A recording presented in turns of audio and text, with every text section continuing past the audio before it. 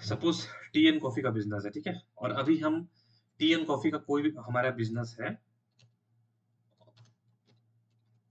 और हम इस चीज को मेंटेन कर रहे हैं अपने रजिस्टर में, मतलब मैनुअल मेंटेनेंस कर रहे हैं। अभी हमने कोई भी ईआरपी टूल को इंस्टॉल नहीं किया है, सिस्टम को नहीं यूज कर रहे हैं, हम रजिस्टर में मेंटेन कर रहे हैं। जैसे एक छोटा सा वेंडर जो होता है, स्ट्रीट वेंडर, वो उसने रॉ मटेरियल परचेज किया, टी एंड कॉफी का बिजनेस है, तो सपोज रॉ मटेरियल क्या, टी लीव्स हो गया, शुगर हो गया, इलायची, ये सब मान लीजिए इसने परचेज किया। रॉ मटेरियल, मैं रॉ मटेरियल लिख दे रहा हूँ, ठीक है, डेबिट 10,000 से। और क्रेडिट क्या हो जाएगा जी? क्रेडिट हो जाएगा सप्लायर, सप्लायर अकाउंट, तो सप्लायर अकाउंट क्रेडिट 10,000 से, ठीक है।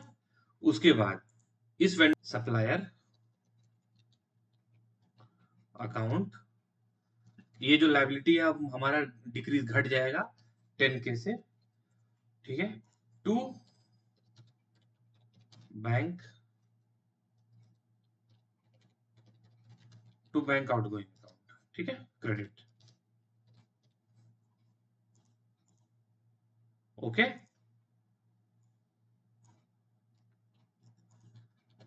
ये दोनों सब, ये वो क्या मेंटेन कर रहा है अपने नोटबुक में, रजिस्टर में मेंटेन कर रहा है मैनुअली। तो आप बताइए, अगर वो अपने कॉपी में मेंटेन कर रहा है तो क्या पैसा उसके बैंक से डिडक्ट हुआ है रियल में? हाँ हुआ है। कैसे हुआ बताइए?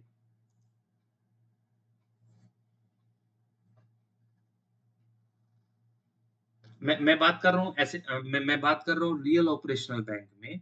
सपोज एचडीएफसी बैंक में, एचडीएफसी बैंक में क्या पैसा कम हुआ है? आप बोल रहे हुआ है, तो आप मेरे को बताइए इन दोनों स्टेप में हमने अपने बैंक से कैसे कम्युनिकेट किया, या हमने अपने बैंक बैंक तक इंफॉर्मेशन गया है पेमेंट करने का इन दोनों स्टेप में? बैंक तक तो नहीं गया है। तो जब बैंक तक कोई इन्फॉर्मेशन हमने बैंक को नहीं दिया तो फिर पैसा कैसे डिडक्ट हो जाएगा? आप खुद सोचिए, लॉजिकल में बात कर रहा हूँ। ये हम अपने डायरी में हम लेजर बना रहे हैं, मतलब हम एक रिकॉर्ड में हमने लिखा कि बैंक से हम पैसा देंगे, लेकिन हमारा रियल ऑपरेशनल बैंक में जब तक हम उससे कम्युनिकेट नहीं करेंगे, बात नहीं करेंगे, इन्फॉर्मेशन नहीं देंगे कि इतना पेमेंट कर दो, तब तक आप बताइए हमारे डायरी पे मेंटेन करने में या नोटबुक में मेंटेन करने से रियल ऑपरेशनल बैंक में क्या फर्क पड़ रहा है? आप ही सोचो, कोई फर्क पड़ रहा है क्या?